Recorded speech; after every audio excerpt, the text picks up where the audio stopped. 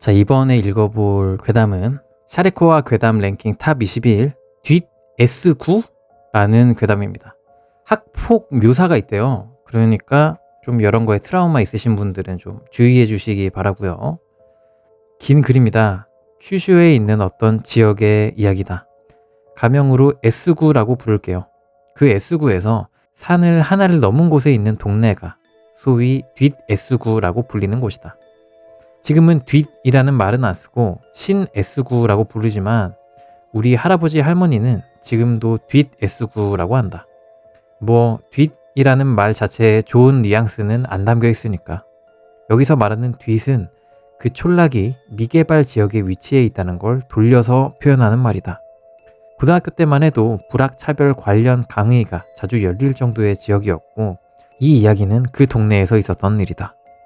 이 이야기는 어디까지나 내 체험담이자 개인적인 시각일 뿐 불학이나 동화 대책 대상에 대한 차별을 조장하려는 게 아니다.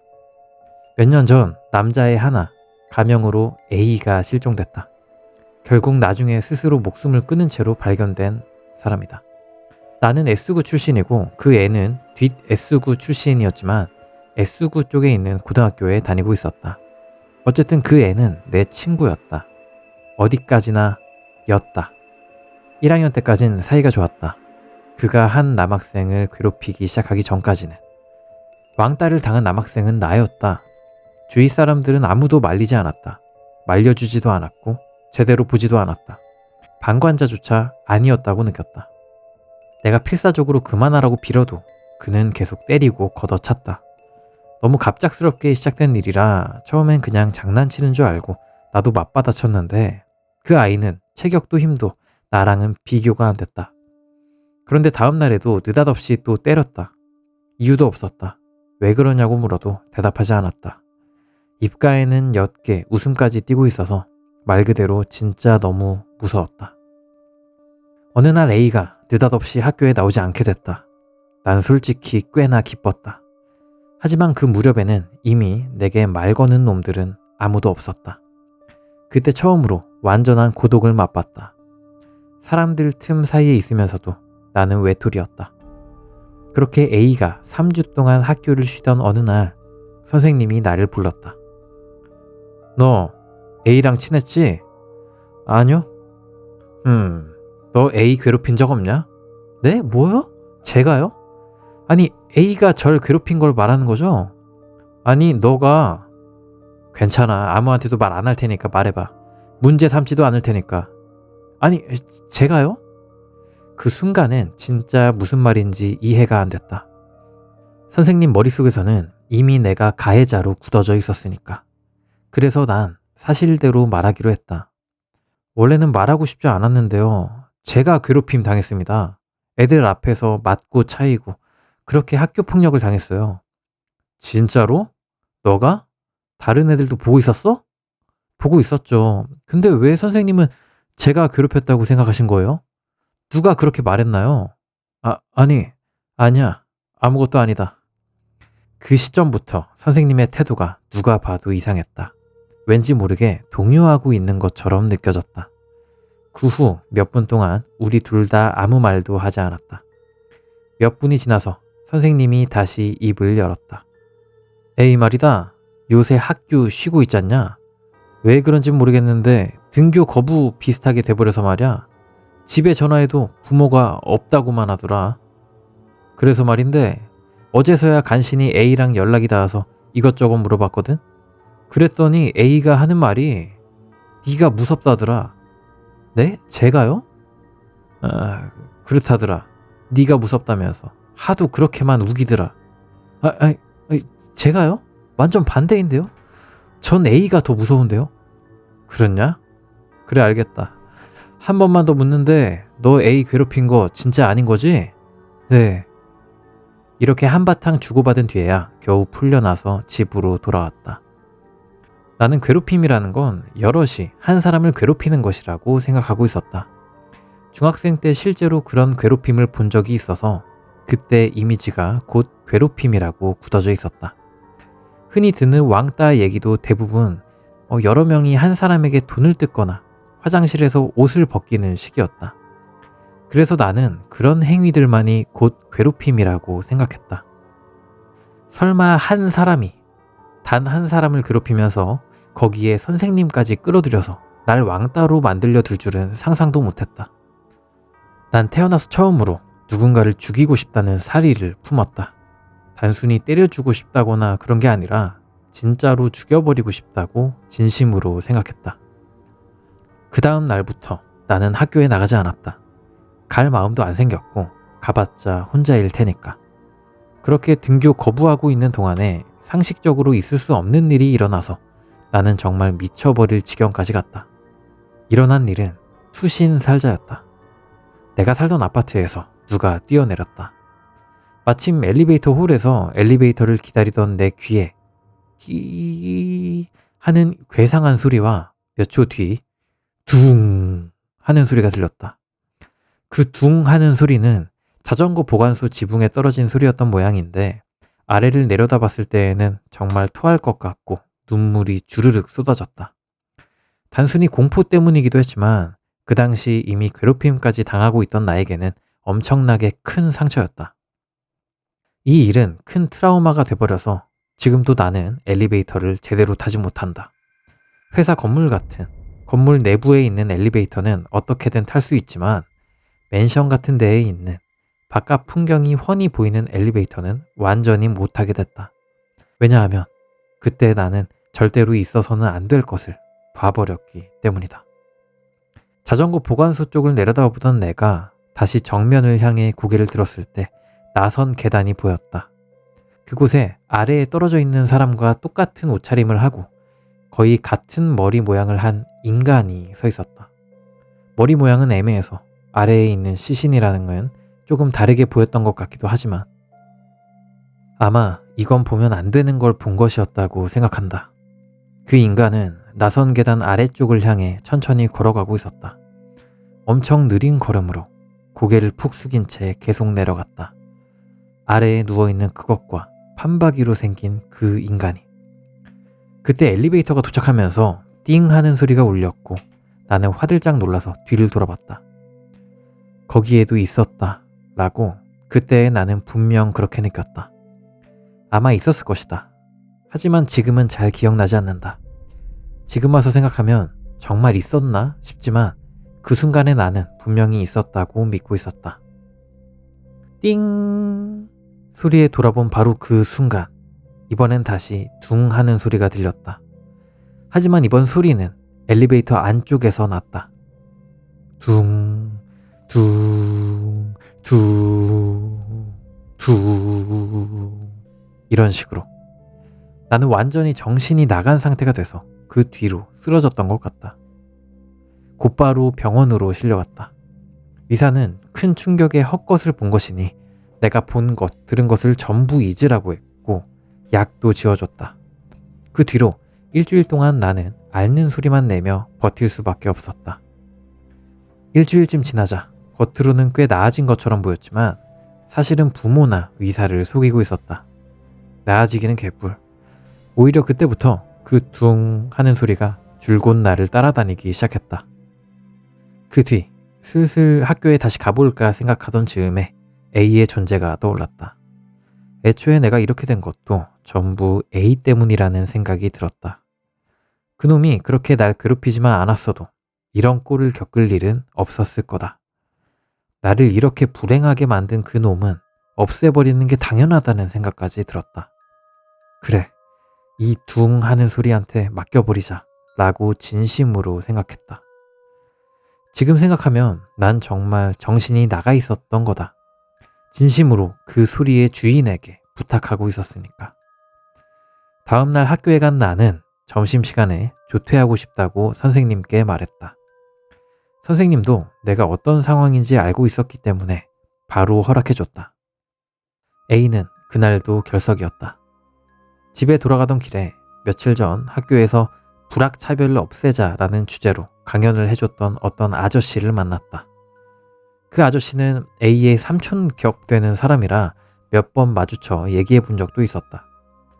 그런데 그 아저씨는 나를 본 뒤부터 태도와 기색이 눈에 띄게 이상했다. 처음 마주쳤을 땐 평범하게 인사를 하더니 곧 나를 두어 번 힐끗 쳐다보더니 갑자기 하고 중얼거리기 시작했다. 나는 이 사람도 A한테 뭘 들은 건가? 라는 식으로 피해망상이 폭발해서 수상쩍은 태도의 아저씨를 무시하고 그냥 지나치려고 했다. 그때 갑자기 그 아저씨가 중얼중얼 마치 불경 같은 말을 외우기 시작했다. 나는 윽 하고 놀라서 그 아저씨를 다시 쳐다봤다. 갑자기 만나자마자 같은 기분 나쁜 반응을 하더니 거기다 나를 향해 진짜로 불경을 외우기 시작한 거다. 변명처럼 들리겠지만 그땐 정신이 완전히 나가 있어서 사람을 때리면 안 된다라는 생각 자체가 전혀 떠오르지 않았다. 그냥 짜증과 분노에 몸을 맡겨버린 느낌이었다. 갑작스러워서 놀랐는지 그 아저씨도 몸을 웅크리며 하고 신음했지만 나는 무시하고 계속 발길질을 했다. A의 친척이라는 사실만으로도 짜증이 치밀어 있었다. 야, 이 자식들아, 너희 집안은 미친놈들만 모여있는 거냐? 남 깎아내리며 사는 게 취미냐? 너 차별이 어쩌니 저쩌니 떠들더니 정작 너가 하는 건 괜찮다는 거냐? 뭐라고 말 좀 해봐, 이 자식아! 너희 같은 것들은 원래 차별받아도 할 말 없는 동네 출신이라 머리가 돌아버린 거냐고, 이런 식으로 악을 쓰며 계속 걷어찼다. 그런데 여기서 또 한 번 예기치 못한 일이 일어났다. 하하하. 뭐야, 진짜 소름 돋게. 갑자기 실실 웃고 지랄이야. 너였구나. 너였어. 진짜 뭔 소린데 뭐가 그렇게 웃긴데. 아직도 걷어차고는 있었지만 이때는 발길질이 꽤 약해져 있었다. 드디어 만났네. 그럼 A도 이렇게 될 만하지. 하하하. 무슨 말을 하는 건지 도무지 알 수 없었다. 뭐? 너희 가족끼리 짜고 날 괴롭힐 생각이었냐? 이쯤에는 무서워져서 더는 차지 못하고 있었다. 야, 너가 뭘 하든 상관은 없는데 이 친구가 아파하고 있다. 형님은 용서해도 난 못 본 척 안 한다. 뭐? 진짜 너희 집안은 정신병자 집단이냐? 친구야, 잠시 입 다물고 있어라. 아저씨가 됐다 할 때까지 가만히 있어. 아니, 무슨 소리... 둥... 갑자기 귓가에서 그 소리가 울렸다. 화들짝 놀라 돌아보니 달걀 귀신처럼 매끈한 얼굴이 피범벅인 채로 경련하듯 입꼬리를 실룩거리며 웃고 있었다. 나는 또다시 발작을 일으켰다. 그 얼굴이 상당히 이상했다. 보통 사람 얼굴을 볼 때 얼굴이 반쪽만 보인다는 건 있을 수가 없다. 그런데 방금 눈 앞에 있던 얼굴은 굳이 비유하자면 TV 화면 속 얼굴이 카메라 구도 때문에 반만 잘려서 딱 그 반쪽만 보이는 상태에 가까웠다. 그 순간 A의 삼촌에게 있는 힘껏 얻어맞고 나는 그대로 의식을 잃었다. 정신이 들었을 때 나는 내 방이 아니라 거실 옆에 있는 부모님 안방에 누워 있었다. 시계를 보니 밤 8시였다. 거실 쪽에서 불빛이 새어 들어오고 부모님이 누군가와 이야기를 나누고 있었다. 내가 일어나 안방 문을 열고 그 사람들을 보자마자 나는 바로 덤벼들었다. A의 삼촌과 숙모되는 사람이 거기 앉아 부모님과 이야기를 나누고 있었기 때문이다. 그걸 보는 순간 나는 이미 몸이 먼저 튀어나가고 있었다. 바로 아버지에게 붙들렸지만 나는 아마 짐승처럼 포효하고 있었을 거다. A의 삼촌은 미안하다, 정말 미안해 를 반복하고 있었지만 나는 도저히 용서할 수가 없어서 아버지 팔에 붙들린 채로 버둥거렸다. 엄마가 갑자기 내 뺨을 후려치며 너도 얘기를 좀 들어! 라고 소리를 질렀지만 나는 부모한테마저 배신당한 기분이 들어 집을 뛰쳐나가려고 아버지 손을 뿌리치고 내 방에 가 겉옷과 지갑을 집어들었다. 그런데 겉옷을 걸치려는 순간 소매 안에 자기 손이 아닌 다른 누군가의 손이 들어있는 듯한 감촉이 느껴져서 다시 비명을 질렀다. 부모님과 A의 삼촌, 숙모가 곧바로 달려왔고 A의 숙모가 중얼중얼 소리를 내며 불경 같은 걸 외우기 시작했다. A의 삼촌은 내 옷자락을 움켜쥐고 밟기 시작했다. 아버지는 창백한 얼굴로 그 모습을 지켜보고 있었고 어머니는 두 손을 모은 채 나를 바라보고 있었다. 그 순간엔 정말 내가 미쳐버린 건가 싶었다. 몇 분 뒤에야 나도 조금 진정이 돼서 부모님과 A의 삼촌, 숙모와 함께 거실로 나갔다. 그 짧은 사이에도 A의 삼촌은 계속 나에게 사과하고 있었다. 그 뒤 거실에서 나눈 이야기는 지금도 잊을 수 없고 그 자리에서 일어난 일 역시 잊을 수가 없다. 지금부터 A의 아저씨는, 그러니까 A의 삼촌은 B씨, A의 숙모는 C씨라고 명명하겠습니다. 정말로 때려버려서 미안하다. 아니요, 괜찮아요. 저도 흥분해 있었어가지고 죄송합니다. 에? 너 뭔 짓 했냐? 아니, 제가 B씨를 때려서. 아니야.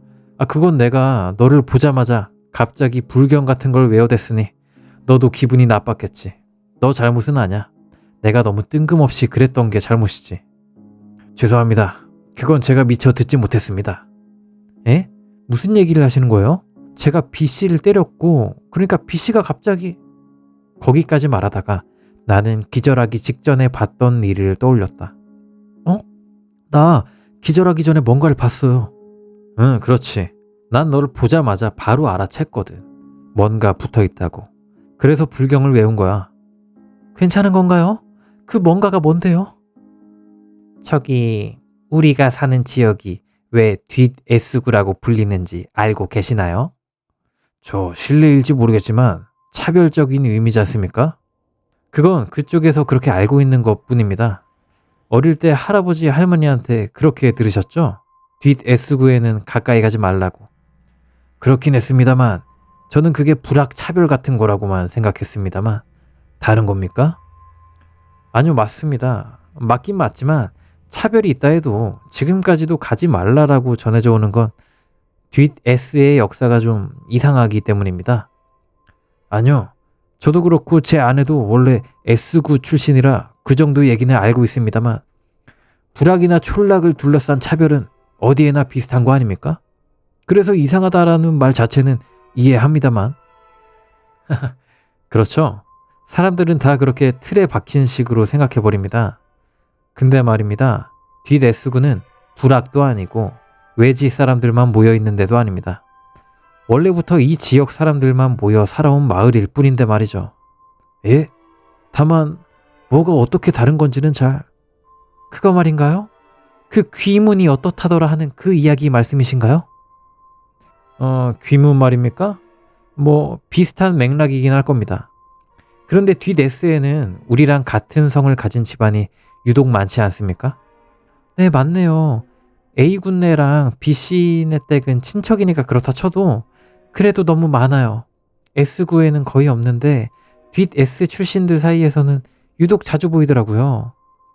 그쪽은 옛날부터 영이 지나가는 길목이라고 불렸습니다. 귀신길이니 도깨비길이니 그런 말 들어본 적 없으십니까? 아니요, 이름은 모르겠지만 비슷한 얘기는 들어본 적이 있습니다. 뭐 그 동네는 원래 그런 곳이라서요. 저희 집안 사람들은 대체로 영감이 있다고들 합니다. 그 때문에 미쳐버린 놈들도 있었고 언제 갑자기 무슨 짓을 저지를지 모른다는 식으로 낙인이 찍히면서 어느새 그런 집안들이 모인 촌락, 이른바 불악이라 불리게 되고 그러면서 사람들한테도 차별받게 된 겁니다. 하지만 그렇게 되면 뒷 S구는 꽤 넓잖아요. B씨네 집안만으로 뒷 S구 전체가 그렇게 나뉜다는 게 좀 이상하지 않나요? 네, 아마 처음에는 서너 집에서 미쳐가는 사람이 생겼을 거고 그게 마을 전체로 번지기 시작했겠죠. 게다가 쇼와 시대에 들어오면서는 그런 어처구니 없는 소리를 진지하게 믿어주는 사람도 점점 줄어들었고요. 그래도 그 정도로 불악이 되는 건가 싶네요. 우리 집안에서는 그렇게 배워왔어요. 그래서 태어난 애들한테는 귀신이 보인다는 걸 전제로 대하거든요. 물론 못 보는 아이도 있지만 귀신은 있는 거라고 자연스럽게 가르치고 있어요. 아니, 그럼 그 얘기가 제가 겪은 일이랑 B씨 말씀이랑 뭐가 어떻게 이어지는 건데요? 요즘 A 상태 좀 이상하지 않았어? 갑자기 학교 쉬는 건 그렇다 치고 그거 말고도 좀 이상한 거 없었니? 요즘이라기보다 잘 모르겠어요. 갑자기 덤벼들어가지고 때리려고 한 적은 있었는데요. 갑자기 그랬다면 정말 아무 말도 안 했어? 네, 진짜 갑자기요. 이유도 모르겠고. 그런 거예요? A가 갑자기 이상해졌다는 거죠? 귀신이 보이기 시작해서 미쳐버린 거예요? 아니, A는 멀쩡했어. 다만 그 애도 뭘 어떻게 해야 할지 몰랐던 거겠지. 네? 멀쩡하긴 뭐가 멀쩡해요. 걔가 갑자기 절 때리기 시작했다니까요? 그것도 웃으면서요. 다들 무서워서 날 도와줄 생각도 안 했다고요. 친구야, 맞았을 때 다칠 정도로 맞은 건 아니지? 아니, 때린 게 잘했다는 말은 절대 아니고 변호하려는 것도 아니다. 우리 집안에서는 귀신을 봤을 때 대처법이 웃어 넘기는 거거든. 그래서 가끔 미친 사람처럼 보일 때도 있는데 원래는 그냥 무시하고 지나가는 게 보통이야. 그럼 우리 애한테도 귀신이 붙어 있었다는 말인가요? 지금도 붙어 있어요. 그리고 친구야, 베란다에 누구 보이지 않니? 뭐라고요? 베란다요? 헉! 여기서 나는 쓰러지기 전에 봤던 그것 말고 또 다른 것을 보고 정신이 나갈 뻔했다. 괜찮아. 여긴 절대로 못 들어와. 네, 뭐가요? 아버지는 보지 못했고 물론 어머니도 못 봤다. 아닙니다.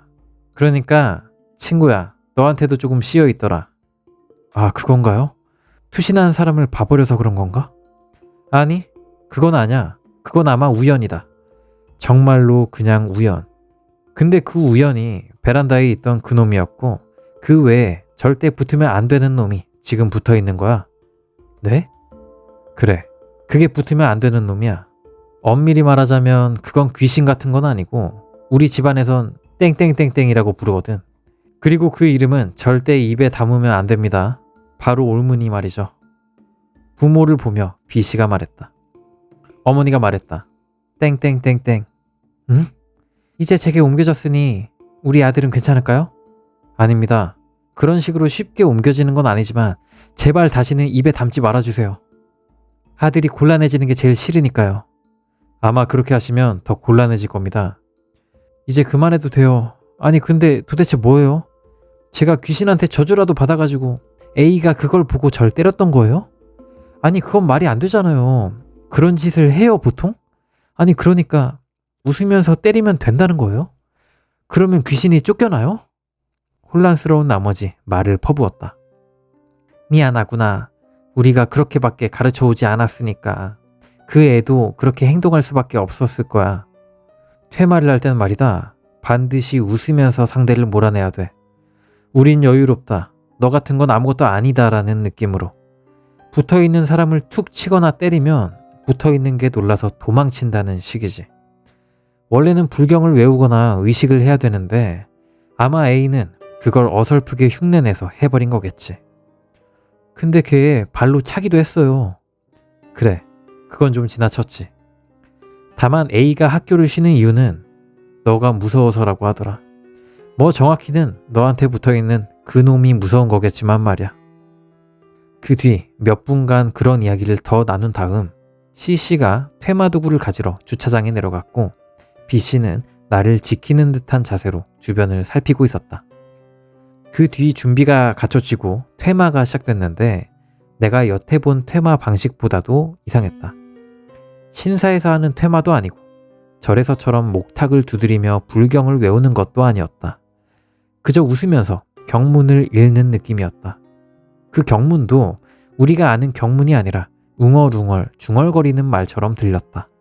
그 다음 나는 몇 차례의 손바닥을 탁 하고 맞거나 머리를 털어내주는 동작을 당했다. 의식이 끝나고 B씨가 이제 괜찮다 라고 말했고 C씨가 이젠 안 보이지? 라고 해서 조심스레 베란다 쪽을 슬며시 바라봤지만 아무것도 보이지 않았다. 다음 날부터 나는 평소처럼 학교에 다니기 시작했다. 단 엘리베이터는 혼자 탈 수가 없어서 언제나 부모님과 함께 탔다. 하지만 그날 A에게 이상이 생긴 모양이었다. 그날 밤 A가 없어졌는데 너희 집에 간 거 아니니? 라는 연락이 A의 아버지로부터 왔다. 그 다음 날부터 B씨와 A의 부모님이 실종 신고를 내고 찾아다녔다고는 하지만 집에는 가출하겠다는 식의 편지가 남겨져 있어서 경찰이 본격적인 실종 수색을 하지 않았던 모양이다. A의 부모가 우리 집에 전화를 걸어온 이유는 그 편지 속에 내 이름이 여러 번 적혀 있었기 때문이었다. 나는 내가 귀신이 씌여 있었다고는 해도 그것만으로 A를 용서할 수는 없었다. 그래서 상관없다 라고 스스로를 설득했다. A가 실종된 지 사흘째 되는 아침, 둥 하는 소리가 들려 잠에서 깼다. 나는 이제 그런 일은 다 끝났다고 생각했기에 식은땀에 흠뻑 젖은 채 부모님 방으로 달려갔다. 그리고 잠시 후에야 그게 꿈속 일이라는 걸 깨달았다. 아니, 정확히는 그렇게 여기려고 했다. 그런데 그날 아침 A가 투신 살자했다는 소식을 들었다. 시간대도 내가 꿈에서 깬 바로 그 새벽이었다고 한다. 그때부터 나는 무서워져서 혼자 잠을 잘 수 없게 됐다. 유서가 발견된 걸 보면 살자가 틀림없다고 했다. 그 유서 안에는 나에게 쓴 부분이 있었는데 이렇게 적혀 있었다. 미안해. 정말 미안해. 아마 우리 집안은 불악이라서 조금 머리가 이상한 집안이 많은 것 같아. 우리 집안 탓으로 돌리고 싶진 않지만 널 때린 건 정말 잘못했어. 미안해. 그로부터 다음 밤에 장례식이 있었고 나도 부모님과 함께 갔지만 정말 가기 싫었다. 하지만 부모님이 일단 공약만이라도 해두자. 응? 괜히 이상한 일 생기면 싫잖니? 라고 해서 마지못해 가게 됐다. 장례식도 상당히 이상했다.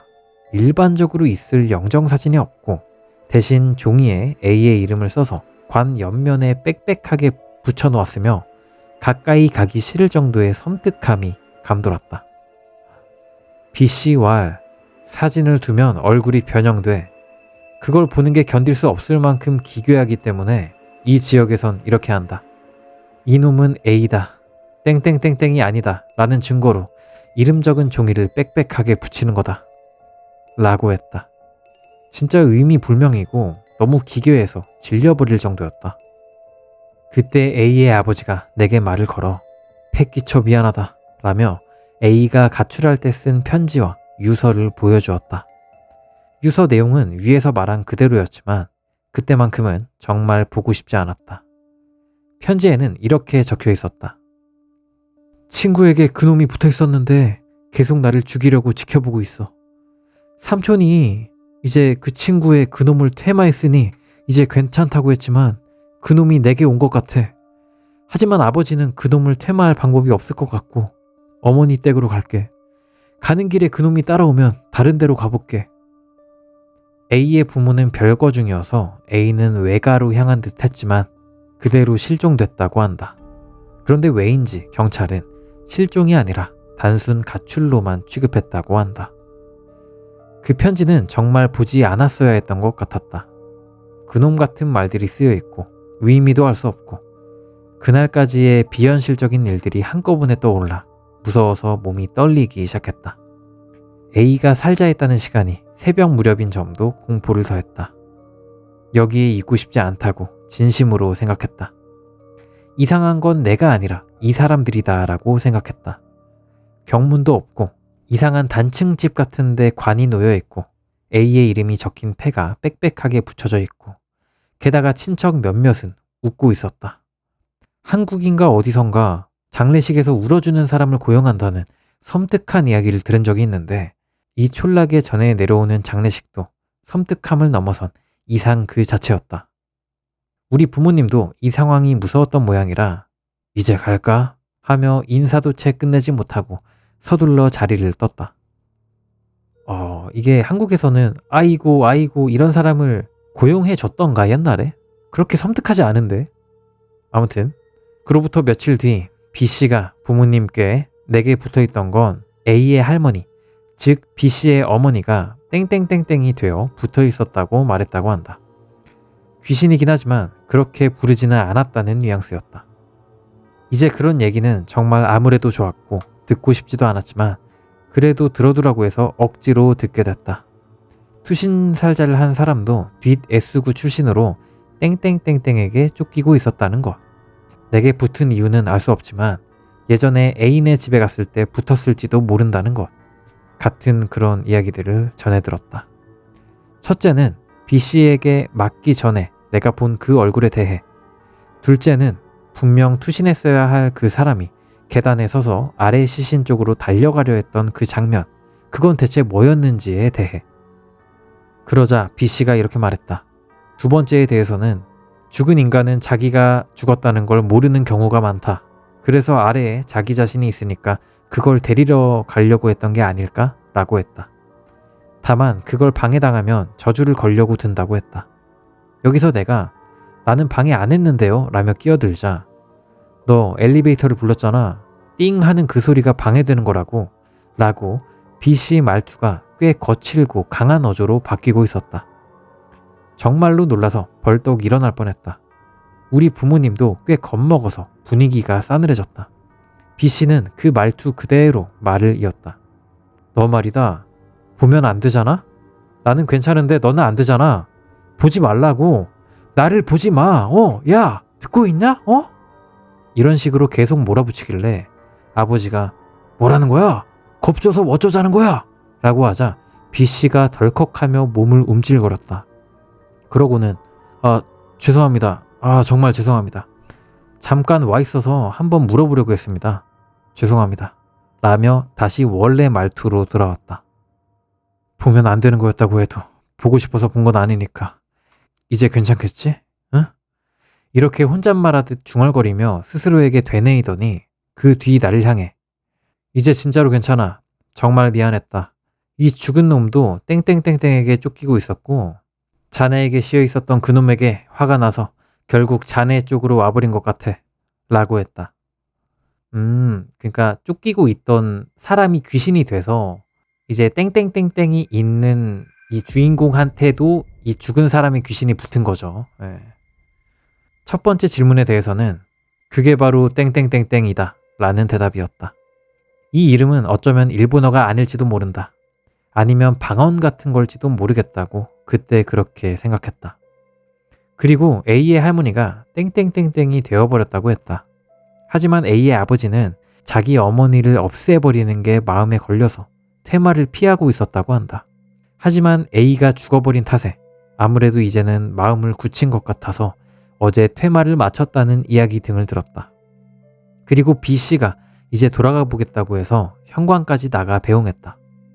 B씨가 현관을 나간 직후 갑자기 B씨 웃음소리가 들려왔다. 아하하하하 아하하하하 이런 식으로 나는 깜짝하고 놀라서 그대로 다리에 힘이 풀려 주저앉았다. 아버지는 역시 저 집안 놈들은 이상해 라면서 무서워서 그런 건지 진짜 화가 난 건지 모를 톤으로 거의 고함에 가까운 목소리로 말했다. 어머니는 이제 저 사람들이랑은 엮이지 말자 라고 말하면서 눈에는 눈물이 그렁그렁 맺혀 있었다. 아무리 앞에서 웃으면서 퇴마한다는 얘기를 들었다지만 집을 나가자마자 저런 웃음소리를 고래고래 지르며 떠드는 사람을 도저히 우리와 같은 보통 사람이라고는 생각할 수가 없었다. 아하하하 하는 웃음소리가 이어지다가 그 소리가 들리지 않게 되고 나서야 우리 셋은 움직일 수 있게 되어 거실로 돌아갔다. 내가 저 인간들은 진짜 이상해. 완전 비정상이야. 그나저나 그놈 엘리베이터 타고 돌아간 거 맞나? 라고 말하자 아버지가 그놈이라고는 부르지는 마라. 그래도 너보다는 우더른이잖냐. 됐다. 이제는 아예 안 엮이도록 해라. 라고 말하고는 문 잠그러 갔다. 바로 그 직후에 빨리 꺼져! 하는 고함 소리가 들려와서 심장이 멎는 줄 알았다. 어머니도 하고 겁에 질려 있었다. 아버지가 문을 잠그기 전에 석간신문이 우편함에 꽂혀 있었고 그걸 안에서 꺼내려고 했더니 위쪽 부분이 걸려 빠지지 않아 밖에서 꺼내려고 했던 것 같다. 그런데 B씨가 아직도 엘리베이터 홀에서 씩 웃으면서 서 있었다고 한다. 아버지는 완전히 빡 돌아서 경찰 부를 거다! 같은 말을 하기 시작했고 옆집 사람들도 그 소리에 하나둘씩 밖으로 나왔다. B씨는 저기 지금 막 돌아가려던 참이었는데요? 네? 왜 그러시죠? 같은 소리를 하고 있었다고 한다. 그 말을 하면서도 또 낄낄거리고 웃기 시작하더니 엘리베이터를 타고 돌아갔다고 한다. 아버지가 소금 뿌려 소금! 이라고 하면서 미친 사람처럼 소금을 뿌려대는 바람에 이웃들 눈에는 우리 아버지도 비정상으로 보였을지도 모르겠다. 그 뒤에 부모님이랑 함께 이름난 신사에 가서 퇴마의식을 받고 우리는 이사를 했다. S구 자체에서 벗어나진 않았기 때문에 원래는 같은 학군이었지만 나는 다른 동네에 있는 학교로 전학시켜달라고 부탁을 해서 전학을 갔다. 그 이후로는 아예 뒷 S구 쪽에는 발도 들이지 않았다. 지금은 신 S구라고 이름만 바꿔놨지만 동네 분위기 자체는 달라진 게 없는 것 같고, 사촌이 다니는 S구 쪽 학교에서는 아직도 반차별 교육이란 걸 하고 있고, 구체적인 지역 이름은 말하지 않겠지만 실제로 차별적인 일이 존재한다고 가르치고 있다고 한다. 하지만 거기서 말하는 건 어디까지나 불악, 촌락에 대한 차별이라고만 할 뿐 뒷 S구의 구체적인 사정이나 정보는 전혀 알려주지 않고, 누가 뒷 S구라고 부르면 선생들이 과민하게 반응해서 신 S구라고 고쳐 부르게 하는 식이라고 한다. 이건 뭐 큐슈 특유의 인권주의라든가 니교소 같은 데의 영향 때문이라고 나는 생각하지만, 큐슈가 이런 인권 문제 타파에 힘을 많이 쓰는 지역인 것 같아요. 니교쇼는 이제 일본 교직원 조합인데 차별 문제를 중심에 둔 인권 교육을 오랫동안 밀어온 단체라고 합니다. B씨 쪽과는 완전히 관계를 끊어놓은 상태라 지금 어떻게 지내는지는 전혀 모른다. 우리 부모님은 이 사건 전까지만 해도 뒷 S구에 대해 딱히 차별의식 같은 건 없었는데, 그 이후로는 그 동네를 꽤 극도로 싫어하게 되어서 그 지역 사람들과의 관계도 꽤 많이 끊어버렸다. 나는 그 이후로 영적인 사건 같은 건 전혀 겪지 않았지만 엘리베이터만은 아직도 혼자서는 못하고, 부끄럽지만 혼자 자는 것도 못해서 지금의 아내에게도 엄청 놀림받고 있다. 그 일이 막 끝난 직후에는 화장실을 갈 때조차 부모님을 깨워서 일일이 같이 가달라고 할 정도로 몸도 마음도 공포로 꽉 차 있었다. 나 같은 경우 뒷 S구 출신이라고 들으면 차별 감정이라기보다 순수하게 공포만이 온몸을 휘젓고 돌아서 말조차 못하게 된다. 별 볼 일 없는 글인데 꽤 긴 글이 되어 죄송했습니다. 일단 하나의 체험담으로 남겨둡니다. 끝까지 읽어준 분들께 정말 감사합니다. 이야, 이거 재밌네요. 여기까지가 뒷 S구라는 이야기였는데요. 불악으로 여겨지던 이제 딱 어떤 구역이 있고, 거기 친구랑 친했는데 거기 친구랑 재밌게 놀다가 귀신이 막 옮겨 붙고 이렇게 저렇게 얽히고 설켜서 결국 A도 죽고 어떤 사람이 죽은 것도 보고, 이렇게 강렬한 트라우마가 된 이야기죠. 채팅창에 이거 좀 해설을 좀 써주셨네요. 뒷 S구는 실존 지역인 신모지구라는 설이 있습니다. 괴담에서도 언급된 큐슈 지역이고, 예전에 뒷모지구, 우라모지구라고 불렸다는 점, 실제로 집성촌이었다는 등의 이유로 뒷 S구로 의심된다고 합니다. 영적 능력을 가진지는 확실히 검증되진 않았지만 전승이 있다는 이야기도 있습니다. 그럼 저기 사는 사람들은 되게 기분 나쁘겠다. 이게 진짜든 가짜든 저기 사는 사람들은 이제 좀 기분 좀 나쁘겠는데? 근데 확실히 그렇게 위심이 되는 지역이 있으니까 되게 진짜 같다. 그럼 저기 사람들은 영적인 걸로 이제 지역 차별을 받는 거네? 어떡해. 그러니까 한국에도 뭐 지역 감정 이런 거 있지만 그냥 서로 막 싫어하고 하는 거잖아요. 그냥 뭐 여기는 어떻고 저기는 어떻고 뭐 이런 식인데, 여기는 친해지기만 하면 귀신 들린다 이런 느낌이 드니까 너무 하이 레벨의 지역 차별이 생기겠는데? 이런 식으로 지역명이 바뀐 곳이 없어가지고 더 의심된다고 하네요. 이런 식으로 지역명이 바뀐 곳이 저기밖에 없구나 거의. 자, 아래에 이거 번역자님의 또 해설이 추가로 있습니다. 읽어볼게요. 다 읽고 나니 만약 만신 가계로만 이루어진 집단이 있으면 정말로 이렇게 되지 않을까라는 생각이 들었습니다. 귀신을 쫓아내줘도 자기들만의 풍습 때문에 두려움을 사고 귀신이랑 똑같은 취급을 당해 배척당할 것 같다는 생각이 들었습니다. 그런데 결국 땡땡땡땡은 뭐였을까요? 번역본에서는 도깨비 길이나 귀신길로 옮겨졌지만 원문에서는 남의 땡땡땡이라고 표현이 사용되어 있습니다. 이는 나메라 스지 혹은 나와 스지를 뜻하는 것으로 보이며, 일본의 민간 신앙에서 전해지는 개념으로 악령 요괴뿐만이 아니라 마성이 강한 신이 다니는 길을 가리킨다고 합니다.